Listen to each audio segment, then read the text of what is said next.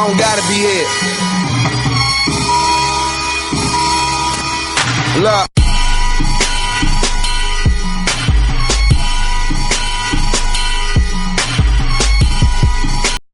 To the Jewels and Tools podcast. I am Coach Kel, and I'm here with another session for you guys today.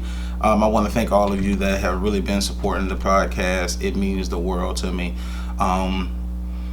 And because you guys have been supporting so well, we have decided to now broaden the spectrum and go ahead and start to do videos. We just want to keep advancing, and keep progressing.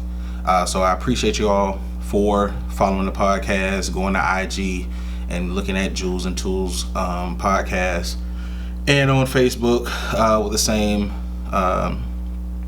following. I'm at a little bit of a loss for words today. This has been a very tumultuous process trying to get the videos posted. Technological issues with the camera. Trying to figure out how to actually edit and things of that nature. But whenever you have any type of adversity, all it does is stretches your capacity. So I'm so glad to be doing this and finally bringing it out to you guys to where you can actually put a face with the voice. But we're going to go ahead and get into it.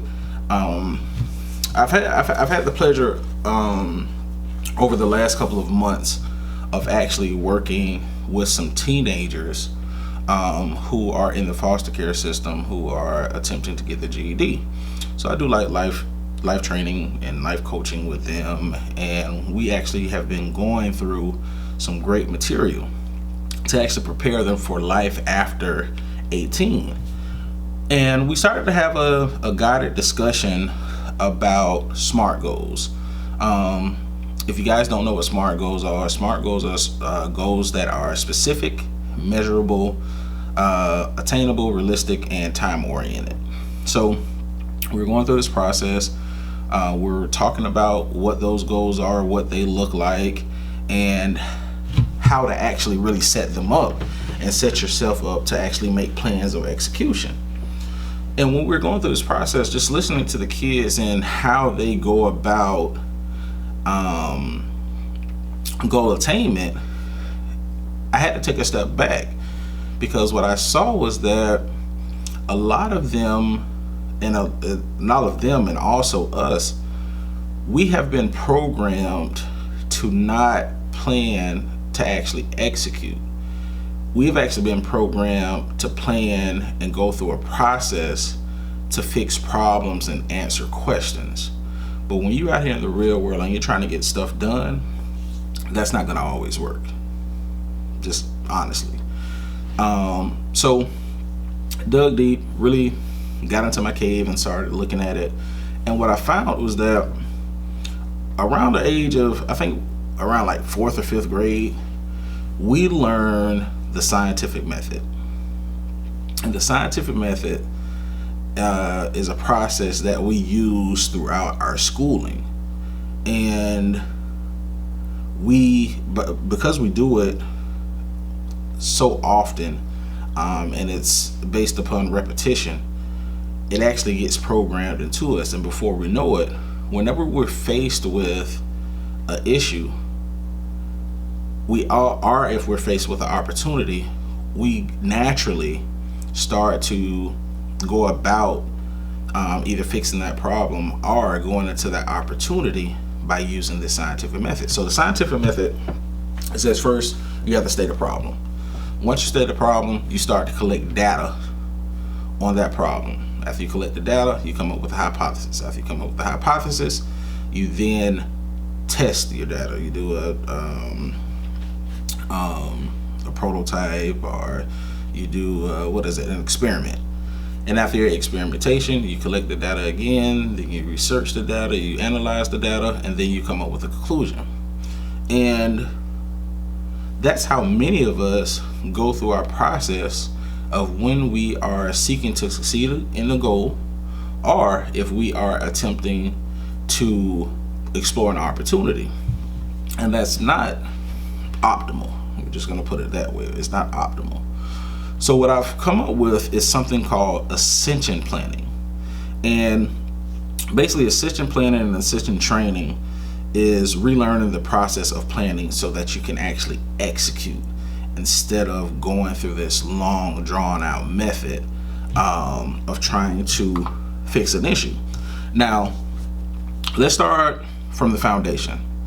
One thing that I learned in corporate America is that you never assume anything. So we're going to start off right at the foundation. What is a plan? Take a few moments and write out what you think a plan is, or think to yourself of what you think a plan is, and I'll give you a few moments.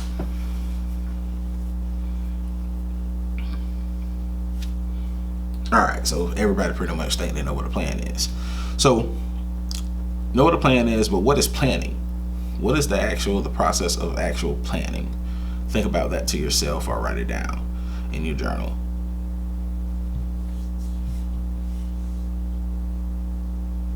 All right, now I'm going to give you a functional definition of what planning is. Planning is defined as the function of one or more detailed plans to achieve optimal balance of needs or demands with available resources. And available resources includes identifying goals and objectives to be achieved, the formulation of a strategy, arranging or creating means for successful completion, and implementation, direction, and supervision of the steps in a proper sequence. So I'm going to repeat that again. So planning is defined as the function of one or more detailed plans to achieve optimal balance of needs or demands with available resources. This includes identifying goals or objectives to be achieved, the formulation of strategy, the arranging or creating of means for successful completion, and then the implementation, direction, and supervision of steps in a proper sequence. So first you got to figure out what you're doing. Then you have to come up with the strategy, come up with your game plan. Then you have to make sure that either you're going to arrange yourself or the things that you need, or you're going to have to go out and create the means in order for you to be successful. And then you have to implement.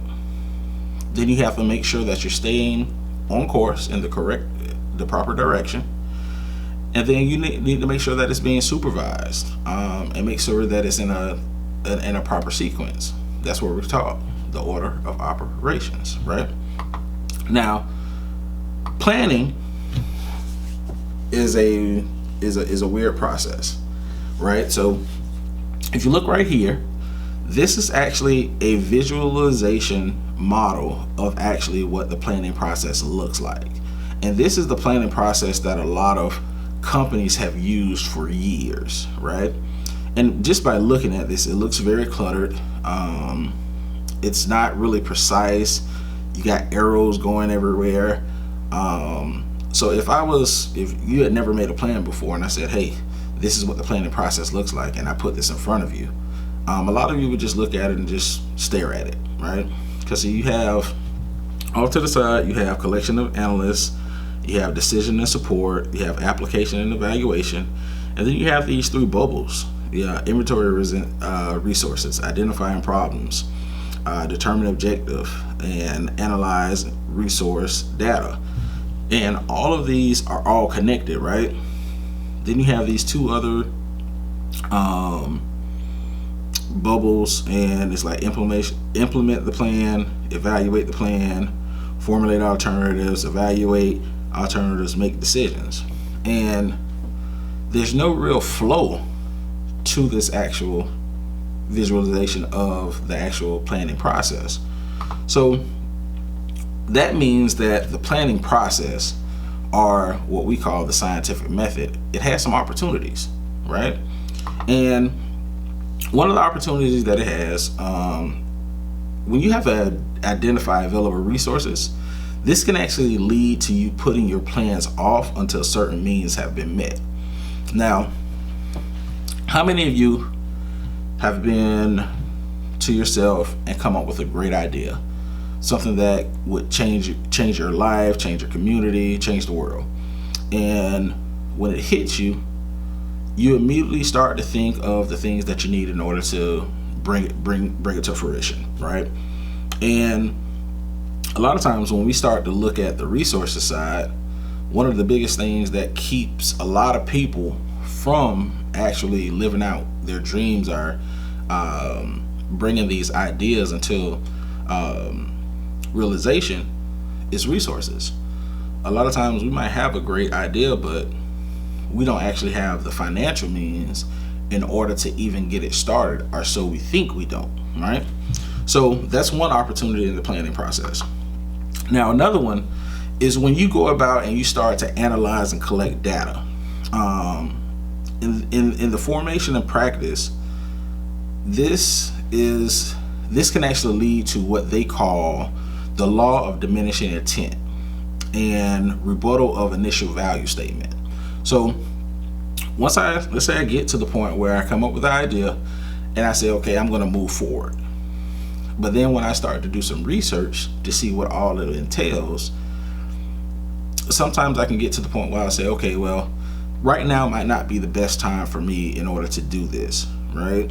And what that is, that brings forth what they call the law of diminishing intent. And basically what this law, it basically states that whenever you have an idea to start on an endeavor and you don't immediately start to put it into practice and bring it to fruition, the chances are the longer that you wait, the more unlikely you are to ever fulfill that goal, right? And now what this also does when you're doing that, when you're collecting data and you're analyzing, a lot of us start to see that it loses its value for us, because we're thinking, okay, we have this grand idea, we think that it's going to be great, but many times we get to the point to where we're like, all right, is it worth it, right? So that stops us in our tracks a lot of times. Now, I want to go back into the law of diminishing intent and really give you a definition of it. The law of diminishing intent is defined as the process of losing interest in a calling, assignment, objective, or opportunity due to lack of immediate action. I'll repeat that again. The law of diminishing intent is defined as the process of losing interest in a calling, assignment, objective, or opportunity due to the lack of immediate action. If you are serious about progressing and leveling up in your life, whenever you have an idea, you have to immediately start. Like, no waiting, put your first foot forward, because what that is, that's an exercise in faith. And if it has value for you, that means 9 times out of 10 someone else will value it. So you have to continue to chip off by doing what you can do when you can do it, and then making sure that you're going through a process to actually put the right pieces in place in order for you to be successful. So I wanted to go back into some of the opportunities in the planning process. Now, we talked about when we have to identify available resources, that can make us just say, I have to wait until I'm in a position in order to do so. Now, I'll give you an example. I had a great idea about opening up a juice truck, right? Now, at the time, all I had was one little small juicer that I bought from Amazon. But the reason how I got the idea, I was at a great place down here in Tampa by the name of Amateurs. They have a cold pressed juice bar. I tasted it. It was trash, terrible. It was mostly water, and then they had the audacity. It came in a glass bottle. Then they had the audacity to say that I had to bring a glass bottle back, and it was like $8. So I was just like, nah, this is not where it's at. My mom had got a juicer for Christmas. I used her juicer, and my juices were 1,000 times better. That called me to go ahead and buy my own juicer. Once I bought my own juicer, I just started to experiment. putting all different fruits together, coming up with different flavors. And me, my wife, and my family, we were enjoying it. So the wheels started turning. Okay, what can I do in order to prepare myself to open up a juice bar? So I immediately didn't wait. I looked into my bank account, didn't have an astronomical amount of money to actually go and, lease out a building or buy an actual truck or anything of that nature. So I started where I could start off at. I actually went, found a container store, bought some bottles, and started bottling up my juices and selling them at work, and then selling them to at my actual church. All right. Now, fast forward 6 months later, I'm still doing the same thing, but now I'm going through a process of actually getting myself into position to where I might be able to go get a truck, right? Or I've actually been able to find some retail spaces where the prices aren't that bad. The only thing now that I have to do is just secure a couple of investors and then go ahead and open up. Now, that'll be a turnkey business that I can set up, probably spend about 90 days actually having to be there every day, get everything set up, and then go through the process of just basically stepping out of it to where that's now residual income for myself, right? So you want to always make sure that you start where you can start, okay? Remember that. Whenever you have an idea, start immediately, and then start where you can start.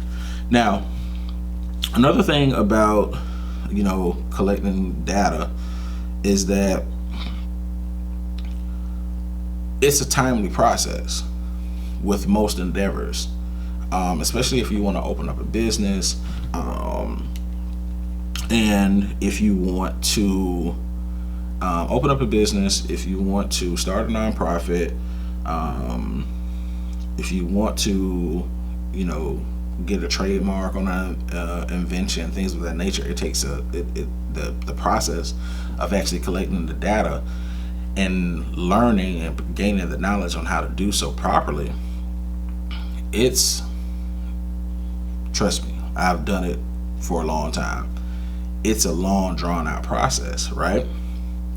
So what you want to do, instead of analyzing data, you can always go in, get an idea, see what it is. But once you get to the point to where your data collection is starting to defeat you, that doesn't mean that you stop.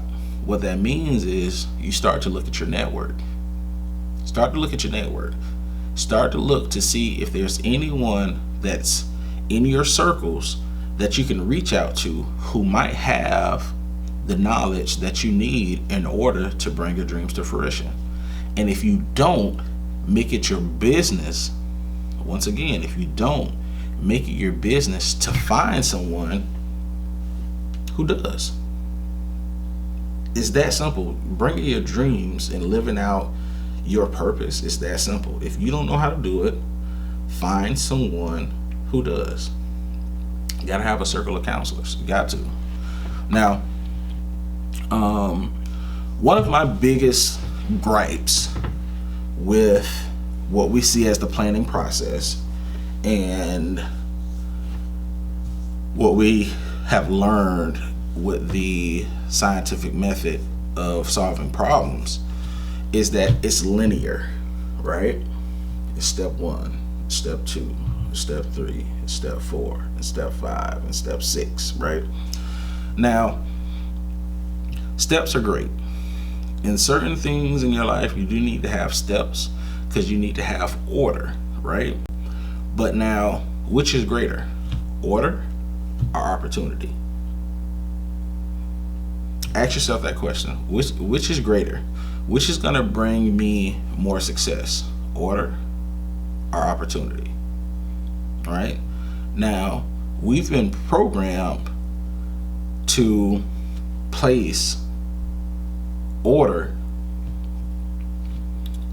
then opportunity, where it should be the opposite. We should flip it, flip-flop, right? It should be opportunity, and then once you go and endeavor the opportunity, you then start to place in order the things that you need in order to be successful, right? Now, the reason why the order of operations has always been a gripe of mine is because it's all about what you can do when you can do it in order to be successful. The individuals that know this are the individuals that are winning right now, right? A lot of times what we would do when we're going through our planning process, we'll have these steps: step 1, step 2, step 3, step 4, step 5, all the way to a billion if you must. But there's going to be time where people, just like myself, because I've done this, I might have, it's a Friday, and I might have an opportunity to complete step 5. But because I haven't completed steps 2, 3, and 4, I wait. Instead of seizing that moment, I wait until I get 2, 3, and 4 done. That's a terrible way of trying to be successful and trying to live out your dreams and living your purpose. When you have opportunity, you have to execute on that opportunity. With the way that we've been programmed in order to do things, we don't do that. We wait. We can have the opportunity to skip 2, 3, 4, and 5, do 6, and we will actually wait. We will wait. We'll say, "Oh no, I got to do these first," right? Because in our minds, we've actually programmed and said, "Okay, I've looked at this planning process. I wrote it down. It's in my memory now," and at that point, it's almost like there's a block to keep us from seizing those opportunities. So by looking at this, I came up with Ascension planning, because realistically, as a believer, I had to understand that my purpose, my destiny, my whole reason for being created is not to move linear forward. I'm not supposed to be moving forward, all right? And I know y'all like, what do you mean? I'm not supposed to be progressing forward at all. Forward, if I'm constantly moving forward, guess what? I'm still on the same level, right? And we're about leveling up. And as a believer, our whole thing is, we want to go where? We want to go to heaven, right? So I started to look at that, and I said, all right, we've been looking at this progression thing the wrong way. We should not be concerned about progressing forward, but we should be concerned about our real design and ascending. Ascending is going up, right? Going up, going up, going up. So I really started to look at this in the natural, and I came up with something that I've done with my students to really sell to them and get their buy-in on reformulating and reprogramming their thinking. So what I do, I get 3 tables, right? Take a table, stand it up upright, and in front of each table, I put a chair. Then, behind the first chair, I have a ladder. Behind the first chair, I take 2 students, and I tell them, I assign one to the ladder and I assign one to the chairs, and they let us know what their goals are, and we basically go through almost like a trivia about their goals. And every time that they get something right, or they make a great point, the person on the ladder takes a step up, right? The person in the chair gets to move from one chair to the next chair. And at the end, we have a bucket. And basically in this bucket, we're either gonna put something good, like candy or something like that, or something not so great to kids, like paper or a book. And what we've seen is that the people who are sitting in the chairs, those tables are obstacles, right? So they have to do something in order to get around that obstacle. Once they get around that obstacle, they're now sitting in the next step, but then there's another obstacle in their way. On the ladder, that's not the case. So what the people on the ladder are able to do as they progress up, they still have to put in effort, but it changes their point of view. It changes their vantage point. So they get to a point to where they can actually look over all the obstacles, see what's in the last chair in the bucket, and then make a decision on whether or not they want to continue or not. Right? It's a great exercise. And the kids are starting to learn that, okay, I got to change my way of thinking. If I'm constantly putting myself in a position to move upward, it's giving me a better vantage point to where now I have a clear field of vision and I'm able to see, okay, oncoming obstacles and pitfalls versus just going through the progression of these steps. So once we started to do that, I started to say, okay, let's go ahead and formulate an actual plan for Ascension in order to help you get to your goals quicker, or something that we all need to learn, or find to the point to where we can fail fast. A lot of us spend a lot of time trying to complete endeavors when all we really needed to do, if we put ourselves in the right position, we can see that it really doesn't have the value in which we thought, and we can cut it off right then. Right? That saves a lot of time, which makes us more effective and more efficient. Because if it's something that we can fail fast on, we can either improve on that model or make the decision to go ahead to the next thing, right? And now we're being more effective and more efficient. So what I actually came up with is this here. So I want to give you a foundational definition of the Ascension process, our Ascension planning. Ascension planning is the method of planning that follows the intended models for believers of aligning processes in an upward movement, which allows individuals and groups the freedom to work and rework the planning process without wasting time, our resources, our halting development, and progression due to scarcity. I'm going to say that again, fumbled a little bit. Now, once again, Ascension planning is the method of planning that follows the intended model for believers of aligning processes in an upward movement, which allows individuals and groups the freedom to work and rework the planning process without wasting time and resources or halting development or progression due to scarcity. So, a couple of things there. One, with this process, it allows you within your own plan, within your own process, you have the ability to work and rework.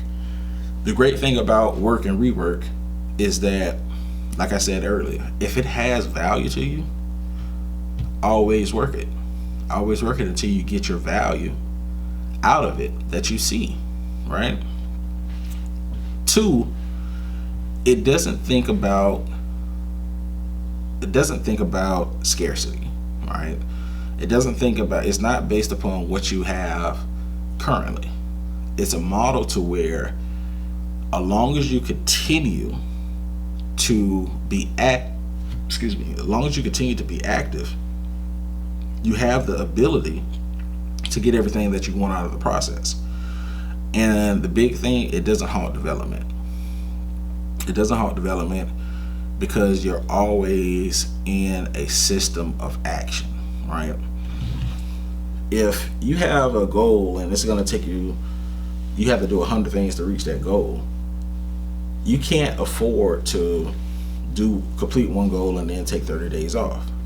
So with the Ascension planning, once your plan is written out, you have accountability partners, and then what they do, they make sure that you are actively engaging in those plans consistently.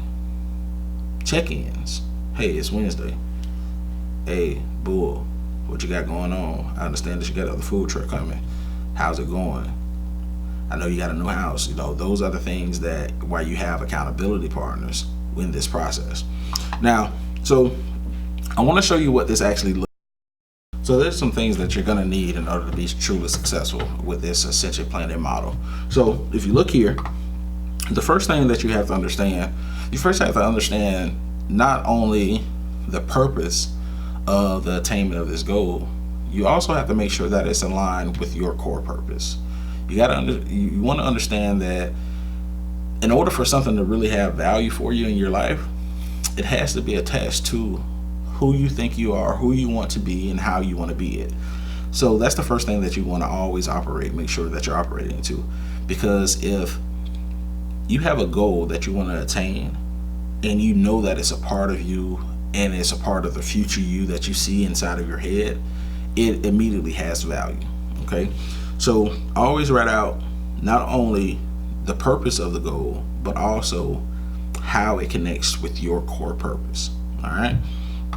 2, the desire. Why is it desirable for you? Why do you want to open a juice bar? Right? For me, my goal, juice bar, 3 reasons. 1, I just think I can make damn good juice. And I want the world to know I can make damn good juice. 2, I want to use this as an opportunity, as a meeting place for young adults in order to come, fellowship, and network in order to build their own brands, right? And then number 3 is the financial equivalent for it. I want to make money off of it. And making money is fine for it to be a desire. You just can't have it to be the only desire that you have in order to go into something, all right? And then this one is so big, thinking, right?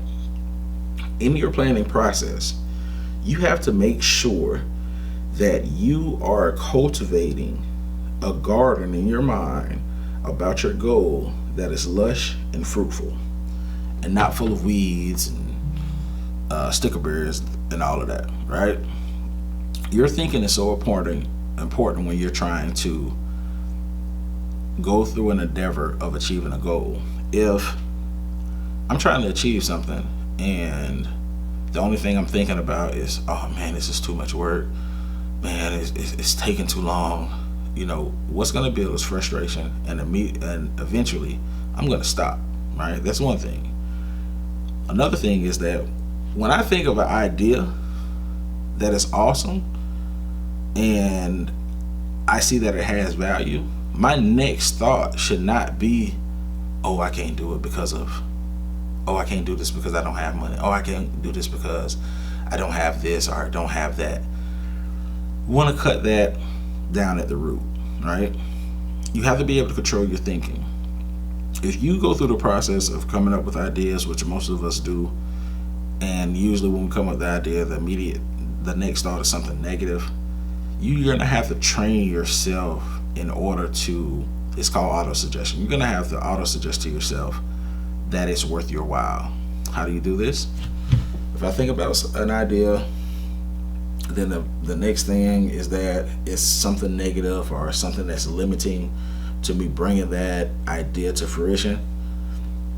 Force yourself to sit in that same spot where you thought of that negative thought and force yourself to think positively for 15 minutes about that goal, right? And then every time while you're going through the process, every time a negative thought comes in, you follow the same trait. By the end of the process, you're not going to be thinking anything negative. It's always going to be positive. Butterflies and rainbows around here when it comes to when you are going through your process of goal attainment. Butterflies and rainbows. Butterflies and rainbows all day. All right. Now once you get your purpose, your desire, and your thinking all on the same level, your eyes are going to open up. The idea is great, right? The idea is great. You kind of see it. It's still kind of fuzzy, but it's almost through a veil. Like you can see it, but you don't really know what it's going to what it's going to encompass and like how you're going to get there. But once you get your purpose, your desire, and your thinking all on the same level and moving toward positivity, that's going to birth vision, right? Once you get the vision, that's when you really can start writing out exactly what you see, exactly what you want, exactly how you want to go about doing it, exactly what you need, exactly who you need in order to be successful. But you have to, before vision can be birthed, you have to have purpose, you have to have desire, and you have to make sure that your thinking is in order. All right. Now, once you go through the vision process, like I stated, that's when you really get busy and start really writing out the detail and the specifics of the actual plan, of your model. See, this is a great thing about this Ascension planning. It's a skeleton system, but it's your model. You build it out the way that you want to build it out. Now, once you get to the vision part, one of my favorite verses in the Bible, Habakkuk 2:2. And the Lord answered me and said, write the vision, make it plain upon tables, that he may run that readeth it. Right? Translated, write the vision, make it plain, and then have action. Be progressive when you read it. So, once you start writing down this vision, you should be reading this vision at least twice a day. Yes, at least twice a day. As you can see right here, I have goals, I have my to-do list, I have my 30 days, I have my year, I have the projects that I'm working on, I have the amount of money that I'm going to make within a certain time frame. I have these posted in a place in my home to where I have to read these, right? When I get up in the morning, the first thing that I do after I pray, brush my teeth, wash my face, do all of that, I come right here in front of this board. All right, boom, boom, boom. I've been doing this for almost 30 days now. Something that I learned in my early 20s, but never stayed consistent at it. Here we go. This is my new way of life. This is my new lifestyle, because I know my purpose. I have a desire. My thinking is in the right spot. I have the vision. It's nothing to make sure that I'm going through and reading out my vision at least twice a day. It will order your steps so much just by doing that. Totally order your steps just by making sure that twice a day you're reading what you wrote down. You're reading out loud what you want for yourself, what your vision is that you see for yourself. And once again, that's Habakkuk 2:2. Highlight that, post it somewhere. Universal law. Now, with vision, there's 4 C's to vision. All right. So with vision, you want to make sure that your vision has these 4 things. 1, you want to make sure that it's clear. Okay. And clear is defined as well thought out, free of obstructions, easy to understand, perceive, and interpret. Right? Because a part of, being successful is at some point you're going to have to articulate your vision to other individuals, whether it be your accountability partner, whether it be family members, whether it be friends, whether it be investors, whether it be the bank. You're going to have to be able to clearly and concisely go ahead and speak out your vision, right? How can you do that? Once you write it out, you're reading it twice a day. You're going to take it to memory, right? But at the same time, all right, I need to change this. I think this is better, right? Clear, right? Repetition is going to make it more clear for you. All right. Now, we want to make sure it's concise. Concise is defined as brief but comprehensive. All right. So almost like a vision statement or a mission statement. You know, a mission statement is supposed to be set up to be no more than 3 sentences, right? You want to make sure that the vision that you can, every vision should have a mission statement behind it. Bum, bum, bum. For me, for my nonprofit, our vision, our mission statement, my vision / mission statement is to build better homes, families, communities through providing resources to young adults and families in order to get them to the next level of their comprehension. That's one of the mission statements. Now, also with this, you want to make sure that it's concrete, right? You want to make sure that it's solid and ready to take on adversity, right? You got to be strong.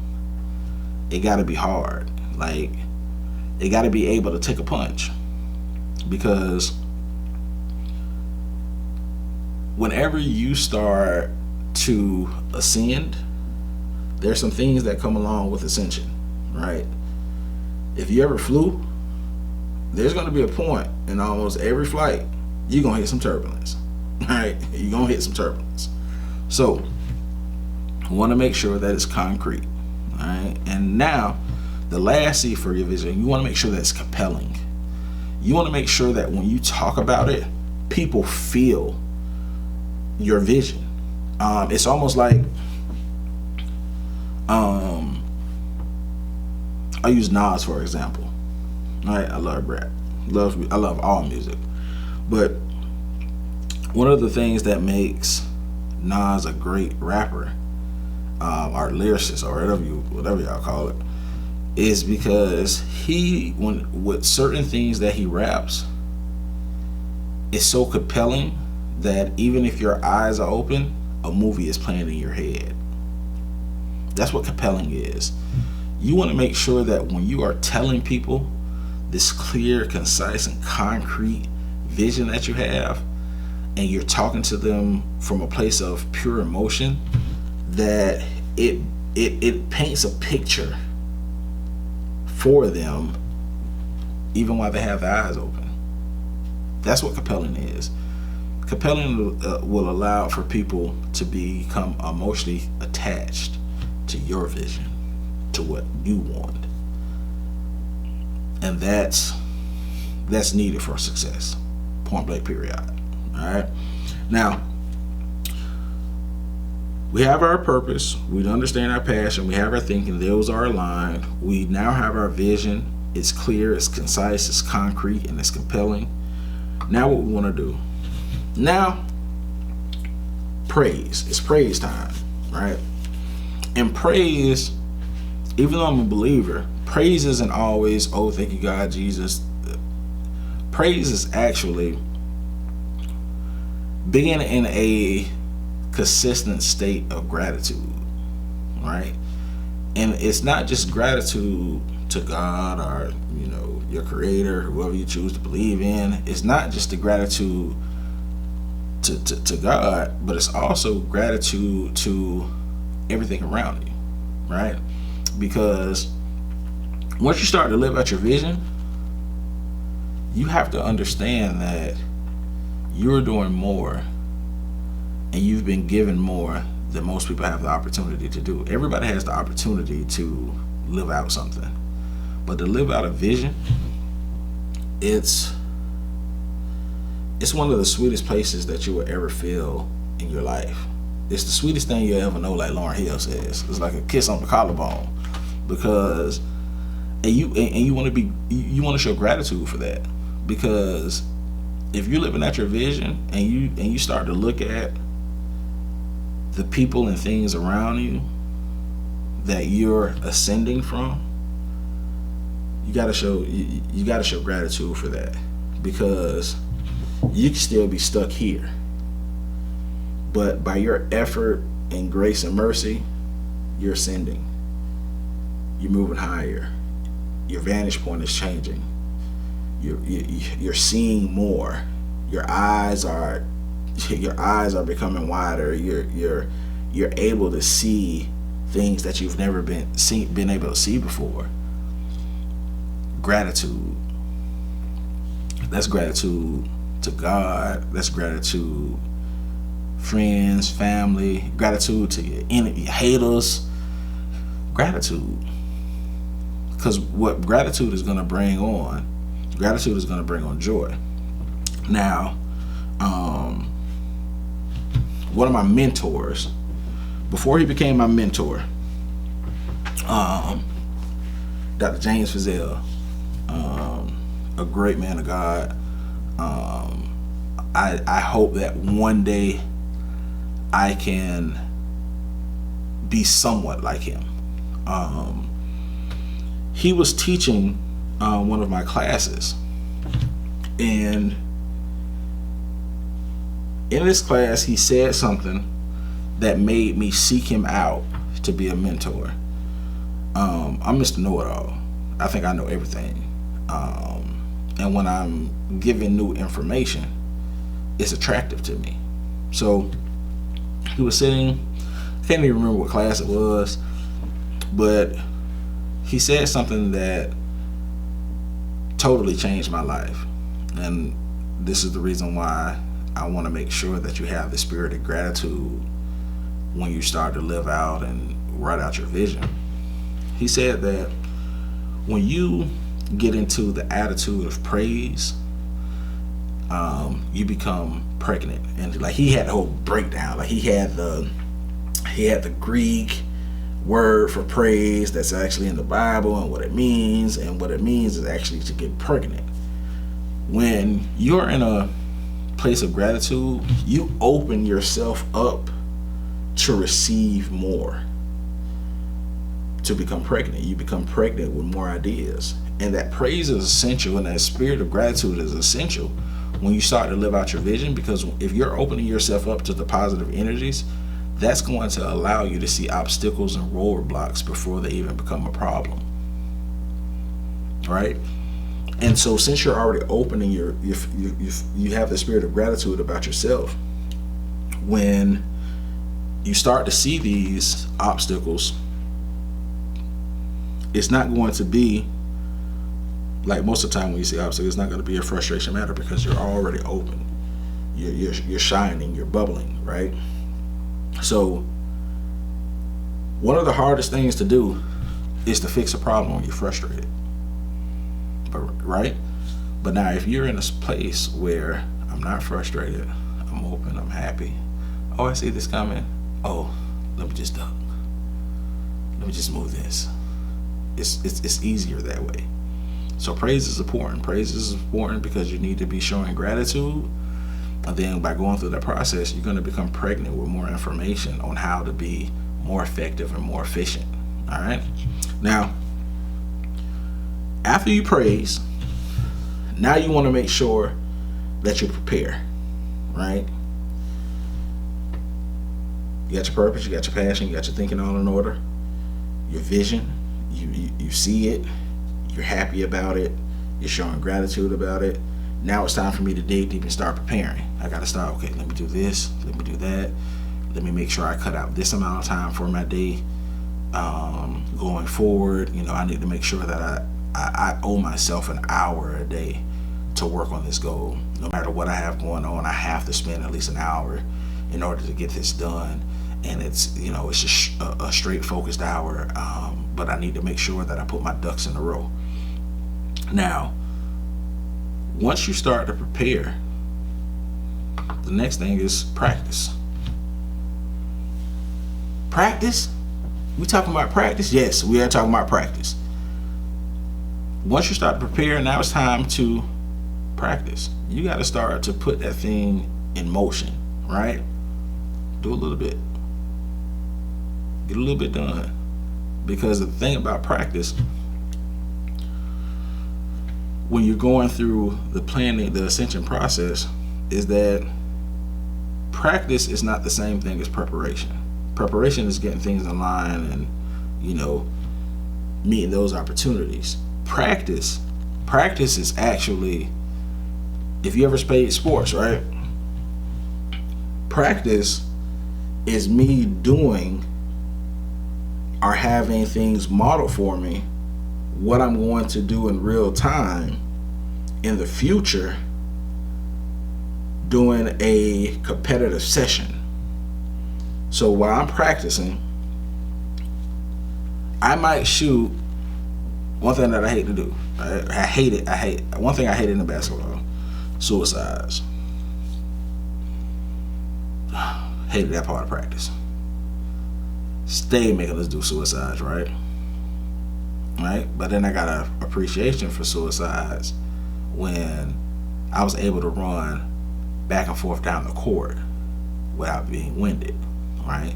The practice was suicide, but those suicides was getting me ready to actually act and do what I was doing inside of the game. Now, also in practice, so practice prepares you, but then also what practice does, practice allows you to get a feel for what's going to happen in that competitive session. So if I'm preparing, I also need to set a time aside for me to actually do exactly what I plan on and see myself doing in the future, right? This is one of the reasons why I'm doing this now. I am going to be a motivational speaker, I believe, or a training and development coach.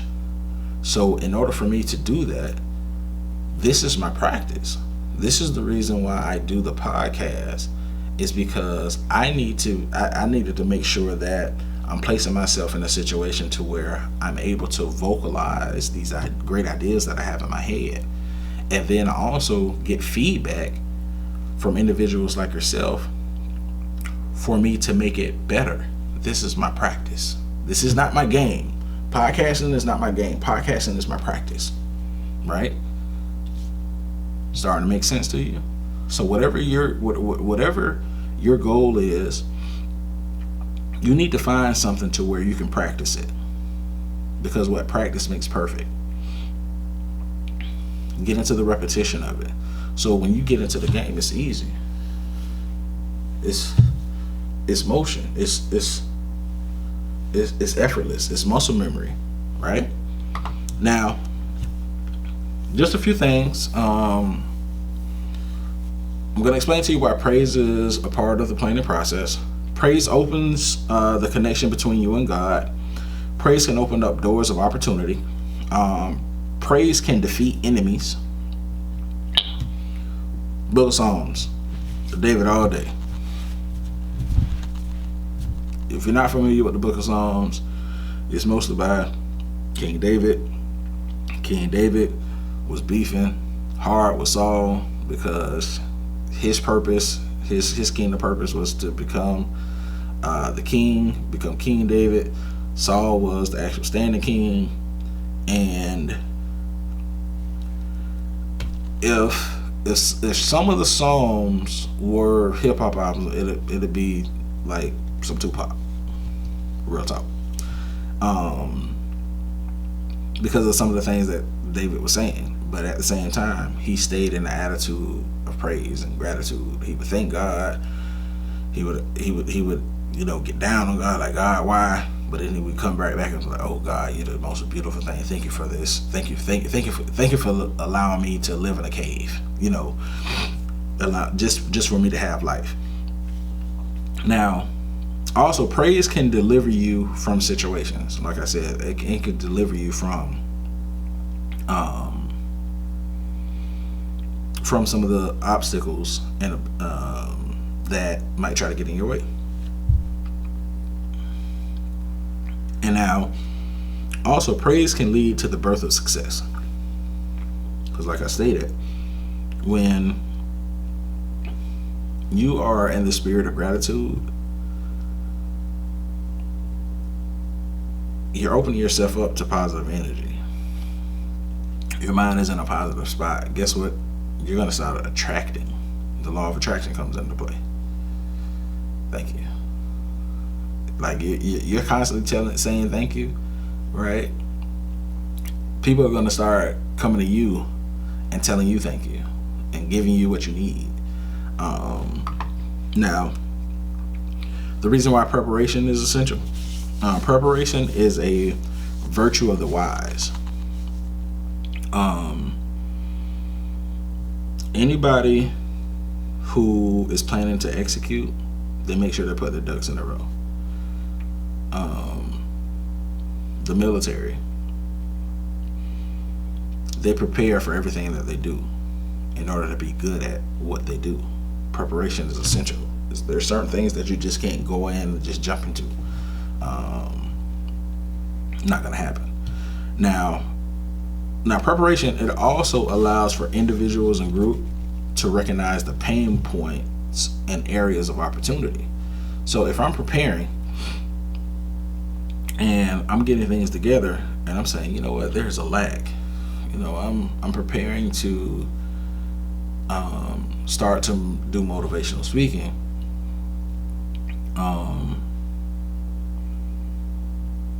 I need to make sure that I got me a team, because one, I'm not going to really want to or have to travel by myself, because once I start to travel, I'm not going to be able to man the camera, do the audio and all that. I have to make sure that I got to get me a team together. But this is part of the preparation process. So now it's on my list. Get the team together. Get creatives in order to help me with my success while I help them live their success. Now, preparation also allows for individuals and groups to seek wise counsel. So in Proverbs 15:22, it says, plans fail for lack of counsel, but with many advisors they succeed. People say whatever they want to say about the Bible. People say whatever they want to say about God, right? But what I'm telling you right now, it's game in that book. The universal laws are in that book. It says if plans fail because of lack of counsel, like if you don't have someone attached to you that has the knowledge or has been to where you're attempting to go, it's going to be hard for you to get there. So if I am an athlete, let's say I play basketball, right? And my high school coach never played college ball. His resources are never played college ball, or let's just say he never played ball at all. Like he just filled in. My high school basketball coach is my driver ed instructor. He just coaching just to get extra money, right? It's going to be hard for me to get to that next level with just his tutelage. So what I have to do, I have to make sure that I seek out individuals who have either been exposed to the next level, understand the next level, or are in the next level, in order to prepare me for that level, right? One of the big things that I'm going through in this season of my life is learning how to be a good husband, right? And my cousin got on me the other day. She told me that, you hang out with your friends, it's all good and dandy, but you need to make sure that you are spending time with married couples that are at the point where you see your marriage in within the next 10 years. That's who you need to be spending your time with. Tough pill to swallow. I love hanging around my homeboys, but even though they're married, they got significant others, things of that nature, they're not where I want to be in the next 10 years, right? So now I have to open myself up and seek out the individuals that are, because in order for me to be a good husband, the type of husband that I want to be, I have to make sure that I have counsel. It's free game. Once again, that's Proverbs 15:22. Highlight that. So you got Habakkuk 2:2, and you got Proverbs 15:22. How about that? All right. Preparation allows time to be spent with God, and that time spent with God will minimize the time spent having to deal with possible obstacles, right? When you create an atmosphere to where you're making sure that you're sectioning off time to actually just meditate on what's going on, how you're doing, you're expressing thanks to God and asking God to order your steps, that's going to take away from you having to deal with obstacles, because that's what you're going to be birthed with. The opportunities, he's going to order your steps. He's going to give you foresight into what's going on, and he's going to bring the people that you need into your life to where you don't have to deal with all of the extra, but you have to make sure that you're sectioning off time for that as well. Now, preparation creates a spirit of cooperation.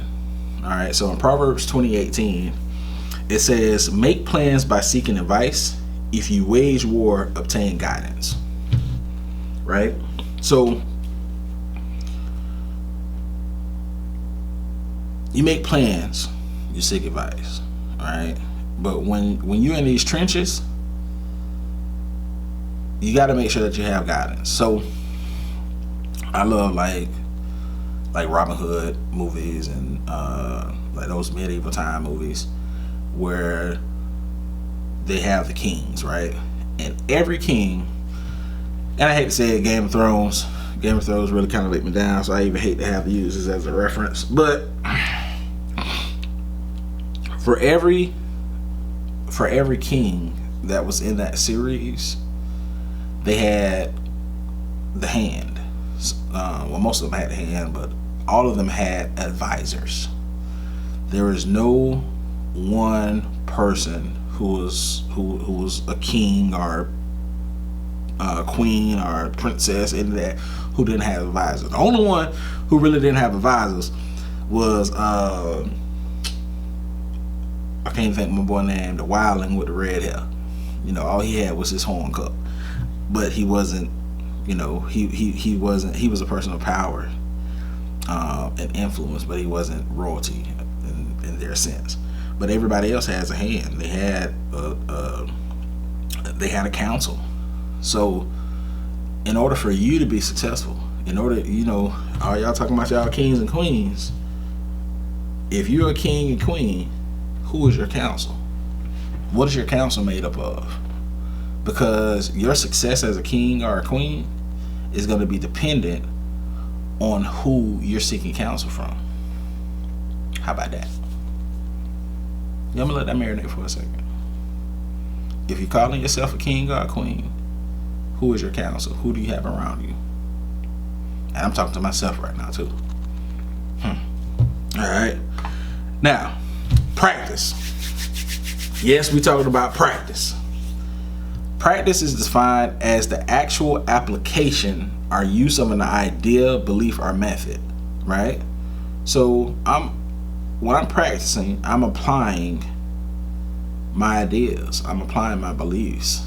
I'm applying the methods that I think I'll be able to do in order to meet my goal.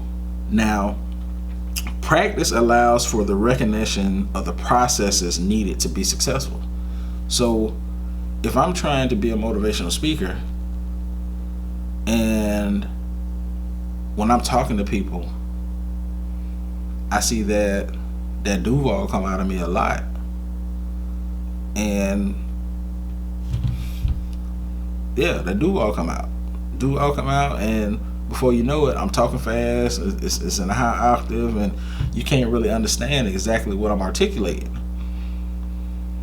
So now I need to go through a process of when I get excited and how to actually articulate my words, and make sure that I'm making eye contacts and I'm not moving as much. I'm not always talking with my hands. I wouldn't know these things if I wasn't putting what I want to do into practice. All right, whatever you want to do, whatever you see yourself as being, you need to start to practice in order to see where opportunities are, in order for you to improve and be that person that you're seeing in your head. All right. Now, the purpose of practice is to mandate commitment to action. I'm going to say that again. The purpose of practice is to mandate commitment to action. When you are, and I go back to basketball because that's what I play. I played basketball, played a little bit of football, one good and neither one of them. But when you go through practice, let's say free throws. If I'm at practice, at the end of practice, I know that I got to shoot 50 free throws at the end of every practice, right? But now let's say I got the Shaq effect. I'm not that great at free throws. So instead of doing 50, I'm going to tell myself, okay, I got to do 100, right? Everybody else doing 50, I'm doing 100. What that's doing, I'm committing, right? I'm committing to the action of that free throw. Committing to the action of that free throw. And while I'm doing it, I'm starting to say, hey, I might find a little rhythm that make it a little bit better. Oh, okay. Oh, if I keep it there, okay, there it is. Oh, 1, 2. Okay, now I got a rhythm, right? Now that commitment of that action, it actually transfers over into what? The game. But in order for me to learn that action, I first have to mandate the commitment to doing it. Proverbs 16:3 says, commit to the Lord whatever you do, and your plans will succeed. I'm going to say that again. Proverbs 16:3. Commit to the Lord whatever you do, and your plans will succeed. Commitment of action and the spirit of gratitude. Success. It's not hard. We make it harder than what it is. All right. Now, practice also shows areas of opportunity while allowing time and the allocation of resources to be used in order to prevent possible issues. So if I'm practicing, my second favorite sport, boxing. Maverick Carter, LeBron, and another guy just did a great documentary on Muhammad Ali. What's my name? Muhammad Ali is probably, he's in my top 5 of greatest people of all time. I love his movies, love his documentaries, and this is the most complete documentary that I've seen. A lot of footage that I've never seen before is awesome, right? Now, in one of his fights, leading up to one of his fights, he had a sparring partner. Whenever you box, you have a sparring partner. You are sparring partners, right? He boxing. Probably about 2 or 3 weeks before the actual match, he gets hit. His sparring partner holds off, hit him in the rib. Bam! Breaks his rib. Now, there's only 3 weeks out from the fight. He's been training one way, but now he know he can't. He didn't want to. He could have, but he didn't want to call the fight. Now, he had been practicing on what he needed to do in order to defeat this individual. Right now, an obstacle pops up, but he still has time in order to prepare himself to make little adjustments so he can still obtain his goal, right? A broken rib didn't stop him from doing what he said he wanted to do. It didn't stop him, right? How many of y'all got that dedication to where even if your rib get broke, you still gonna keep fighting? you still gonna make sure you show up. Not only show up, but you're gonna show up and you're gonna win. You're gonna beat the brakes off your opponent. That's the mindset that you have to have. And what practice allows you the time to see a possible obstacle, maybe even get hit with a possible obstacle. But now you know how you can overcome this before it's an issue. So me personally, one of the other reasons why I'm doing podcasting and just trying to stay in front of our audience and constantly speaking is that I have a problem with saying or oh, and those filler words. And I know that before I can reach to where I want to reach, I need to make sure that it's been worked out of me, right? And that's what practice is about. Practice is about working out the kinks, getting rid of the things that you don't need in order to be successful. A lot of people skip over the practice portion. You gotta practice. All right? So, got praise, we got preparation, we understand practice, and now we have obstacles and adversities. And that's what we're going to talk about next time. So if you would, please make sure that you go to Instagram at Jewels and Tools Podcast. That's JEWELS and Tools, TOOLS Podcast at IG. You can also search us on Facebook. We are on everything. We're on YouTube now.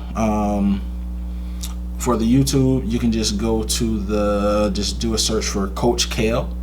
My channel will pop up and we'll have those housed there. We are also on Spotify, Jewels and Tools Podcast. We're on Anchor, Jewels and Tools Podcast.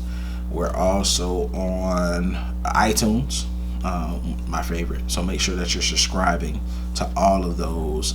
Your support is greatly appreciated.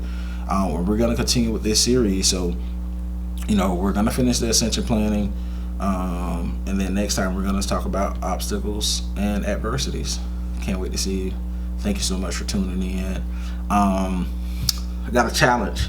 So we're trying to get these subscribers up. That's right. So what I'm willing to do, if I can get 100 subscribers, 100 subscribers or 100 likes or a mix of both on YouTube, I will actually do a live session where you guys can actually ask me questions and I'll comment on them. But you gotta like and subscribe. We need 100, either 100 likes or 100 subscriptions, or 50 and 50, 25, 75, whatever you want. But if we can get a total 100 interactions on this video, I'm gonna do a live session. You guys can ask all the questions you want, and we'll probably do it for I say 30, 45 minutes, maybe even now. If I'm feeling froggy.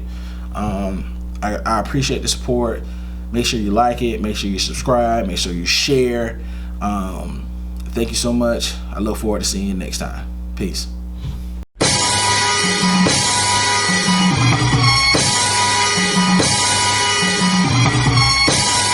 I don't gotta be here. Look.